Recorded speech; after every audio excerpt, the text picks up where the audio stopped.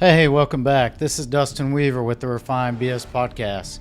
So I got a cool episode today. We're going to talk about my injury update, how things are going, my doctor's checkup from yesterday, and we're going to discuss my first 30 days in Ju Jitsu, what I learned, the challenges, my expectations going in, some of the things that I did to start preparing before I even took the first class, and then some things that happened in class that led to the accident that I had, which was just a freak accident. So I don't want to change anyone's mind. If you're thinking about getting into the sport, I still highly recommend it. So let's get going. Thanks. Okay, so welcome back. All right, so that first episode's first 30 days in Ju Jitsu. What my expectation was, and what has happened over the last couple of months. So I was first interested in the sport. I was in wrestling a really long time ago, and I've always felt this need to compete. I wanted to get back in something that I thought, okay, it's going to help me stay, fit physically, and it's going to help me stay fit mentally. It's going to be a new challenge that I can take on, and it's really cool, right? Jiu-jitsu is a really cool sport. There's so many techniques, and there's a lot of real-world use that you can put out there if you get into those difficult type situations when you're out and about just enjoying everyday life, right? So let's talk about expectations. Before I took my first class, I had an expectation that, this is going to be hard. I'm going to be learning a lot at the beginning. I may not get a lot of hands-on, like I may be doing a lot of drills, conditioning type work. That was the expectation going in. And that would have been fine. It really wasn't what I wanted, but that's what I expected the first class to be. Instead, so the first class that I attended, I borrowed a friend's gi, and it was all gi training.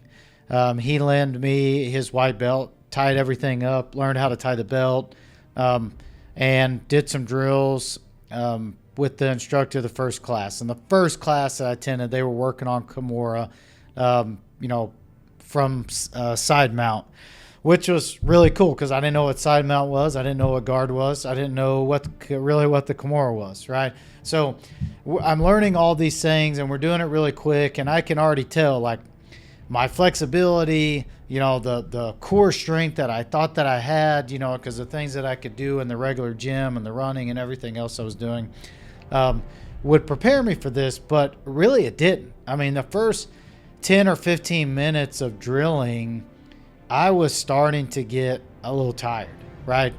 And then about 25 minutes in the class, and the class was like an hour 5, hour 10, something like that. About 25 minutes in the class, we go to just open roll. So I went from zero experience to getting a few rolls in to leaving that and going with the partner. Now, the first partner that I got to spar with, you start on knees. He's a good friend of mine. He works with me. He's also a purple belt, and he is a just absolute weapon of a person. And as I thought I was strong, like he would start in guard, and he would be able to pass. I couldn't pass this guard. I couldn't do very much. Like, I couldn't even stay on top. Really. I mean, he could get me in any technique that he wanted me in. And even though physically I was way stronger, right? I was way stronger from technique. It didn't matter. Everywhere he touched me on my body, it pretty much hurt. So, but what was exciting is that I went from not knowing anything, watching videos, making sure that I was kind of in physically good shape, and that I had a general idea of what first jiu-jitsu class could do, to open roll. And so we switched partners. That was a 5-minute session, and it was a lot of me telling Trevor, and that's the guy I was training with, that, hey, I give up, and doing a lot of this. Now, the second guy that I started rolling with, he was a white belt. He had been in it for about 9 or 10 months, a thicker guy. And I thought, okay, I'm obviously stronger here. I think I'm the athlete. And he got me in guard like right away, as we started. I was kind of more aggressive, newbie, of course. right away, and it was a fun match. There were things that he was doing, like he almost got me in a wrist lock. He almost got me in an arm bar, and it happened that fast. I mean, it happened before I could even. And he was a new, he'd only been in it for 9 or 10 months, right? And he had been coming 2 or 3 days a week for 9 or 10 months, and I was just doing things that just opened up things for him. It was absolutely great, truthfully. I mean, I was learning so much in this class, but by the end of that 5-minute roll, I was seriously exhausted. So now I'm in class and we're about 35 or 40 minutes into the entire class. And this is the very first one, right? And I am totally gassed. I mean, I'm totally gassed, okay? But it's time to switch partners. So I'd switch partners with a new training partner, and he's just a little bit smaller than me.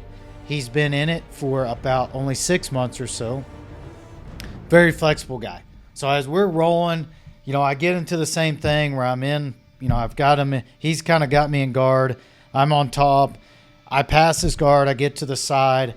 I'm like that guy, I'm the Will Ferrell movie. Like, I don't know what to do with my hands pretty much. Like, I've got his collar and I'm kind of using it to choke. There are a few things that I'm doing that actually I learned from the previous guy. So 2 minutes before that, I just learned some things from the previous guy.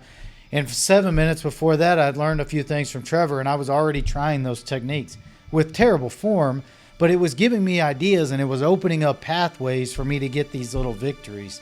And that's what I love about Ju Jitsu. And I'm such a newbie. I'm just telling you an experience of a 30-day period, right? That's all we're talking about today.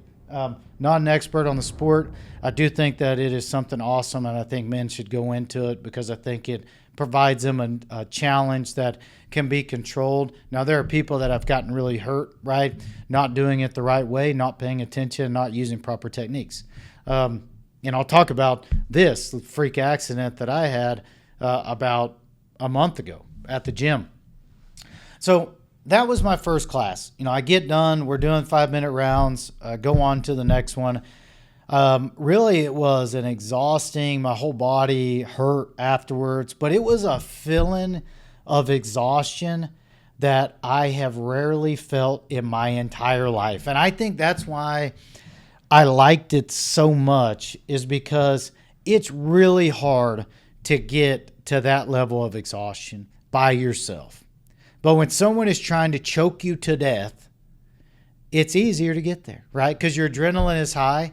You're pushing. You're holding on for dear life, right? You're trying to, okay, my mind, I'm supposed to put this arm here. I'm supposed to have my knee up here for leverage, right? I'm supposed to stand back like this. I mean, there are so many things like when they've got you in guard, some ways that you can help control so that you can get ready to make a pass. There are so many little things that you can do. And in your brain, as a newbie like I am, it just kind of freezes up. So you're just making motion. You're just moving around a lot. You're not doing a whole lot. So let's fast forward to another couple weeks. I'm moving along and things are going pretty good. I'm really excited for every class. I'm going in the evenings. I'm going twice a week. I am starting to roll with, I was switching up between just going to the beginner's course, learning more basics and fundamentals, building my confidence as I go against more and more people. And then I would come into more of the intermediate classes where it was white belts, blue belts, purple belts, brown, black. Of course, the purple, brown, and black, I mean, they are, it's an elite type of training that they've done, right? So when they're going against me, they're not going full speed. And I'm not trying to put myself in a way that where I'm going to get injured. And that's why everybody at that level, they start on their knees and that because they understand some of the sweeps and stuff. You can fall and have some injuries, shoulders and everything else. So, and just learn to be vocal, right? If you're getting yourself in a bad position and you've seen the techniques done, and I'm watching a lot of film at this point because I want to get better and better and better, right? Not that I need to do it quickly, but that I want to go in and challenge myself in a different way. So I'm watching, Reels or YouTube on, okay, what should a beginner do? What are some easy guard, how do I pass guard? How do I stay inside mount? How do I add some sleeve control? Just little things like that along the way. So I'm going along, and I'm 30 days into it, and I'm on my like eighth class or something like that. We're doing takedowns, and I'm in a beginner class, and the takedown regimen is this: you are in the middle, and there are a line of guys here, and you've got a partner over here, and there's a line of guys there, and you go against your opponent, and if you stay, you kind of stay at the top of the mountain. So it was my turn up. I challenged somebody first, won the takedown, quick pin. You go to the next one. I did that 4 times in a row, and I could tell that I was getting tired, but the adrenaline of being able to continually take them down using the technique that they had taught was just, I mean, you're executing on the plan that you just learned, and who doesn't love to do that? So I went up against somebody that was really large on the 5th one. The technique I tried to use was incorrect. I didn't execute it correctly, or it would have worked. I lost balance. The partner I was going against also lost balance at the same time. We kind of spun around. I was trying to get my technique reset up. I put my arm out like this, which is a big no-no in Ju Jitsu. You always keep your hands on your opponent, right? On your opponent, or when you come back, you pop like this to the mat, and that will protect you. So I know that I made the mistake. Well, when I posted my arm out, I was a little further away from the mat, and this is kind of through memory because it was a pretty painful experience. And I hyperextended the elbow because I went down like an armchair, and it took that elbow and popped it this way. It didn't break it, thank God. It was my left arm. Thank God for that. There are things that as it happened, I heard this crunchy peanut butter sound, and it swelled up and it stuck just like this. It didn't want to go down. It didn't want to go up. Now I've got a lot of functionality back in that arm. So thankful for that. And so that happened about a month ago. I had surgery 3 weeks ago, and this is 3 weeks after surgery. I'm keeping this nice tight wrap on it. It's that Incredible wear. It's been absolutely great. I've got functionality here. I can wash my face again. I can wash my hair. Before, I couldn't move the arm past about 90. So I'm making tremendous progress. Had a doctor's appointment yesterday. The update went really well. Now, I thought in my mind, I'm 3 weeks in. I've been taking my supplements. I've been doubling down on collagen, protein. And I don't know if anybody has Bubs, but I take Bubs collagen protein. It's absolutely awesome. Check out the reviews. I've been doubling up on my Bubs. Stretching. I've been doing the exercise that the doctor asked me to do. I've been doing a little bit more than that. I put into some really light band stuff, really light cable stuff, just getting flexibility and movement out of the arm, because every time I did that, I was moving a little bit more. Now, the injury that I had particularly was very odd. The ligament pulled directly out of the bone, and it was the UCL, and wrapped around down to my elbow. At the same time, the forearm muscle tore right there at the seam. So I had a tear on the forearm muscle. They had to stitch that back up. And then the UCL, they had to anchor it back into the bone. So I had some soreness right in this area and back across here. And it's still tight. And there are things that I'm working through. The goal is to get full outreach of the arm. And I'm only 3 weeks from surgery, and I am so close to being there. You can check that out. So I'm so close to being there. The band stuff, I think, has been great. The doctor just reminded me that you did have a tear, and you did tear your ligament out of your arm. So you do need to remember those things as you're trying to recover, because you don't want to just keep giving yourself little micro issues. And that's really hard. I want to stay active, and I want to stay fit, and that's kind of what my focus has been. Active and fit keeps my mind steady and straight, and that's what I'm focused. So, that's my injury update. Things are going absolutely great, with a little bit of blessing and, keeping my health right. The goal is to be back in the gym, the Ju Jitsu gym, by August 1st. I'm about 45 days away, and I absolutely plan on meeting that goal. So, I think 6 weeks from the incident, and I'm going to be doing push-ups and stuff again like that. I already feel really strong. I'm not having tenderness in the arm. I've just got that stiffness that I've been working out. So I'm dedicated to making it the best that I can. So back to jiu-jitsu. it's a really fun sport. It's really challenging. It's something that I think everybody should go and try. Yeah, there's a risk of injury, but it makes you think about what's your plan. What's your plan for your life? Are you physically in good shape? Are you stretching? Are you eating right? Are you getting sleep? Do you have too much stress in your body? All those things are going to cause different things to happen to you. And it doesn't matter if you're in jiu-jitsu or you're running or you're hanging at the park with your kids. Those 5 things right there are going to ensure that you are the best possible version of yourself that you can be. And if you're not going to get into jiu-jitsu, get into another physical hobby that's going to help you get to the next level in your life.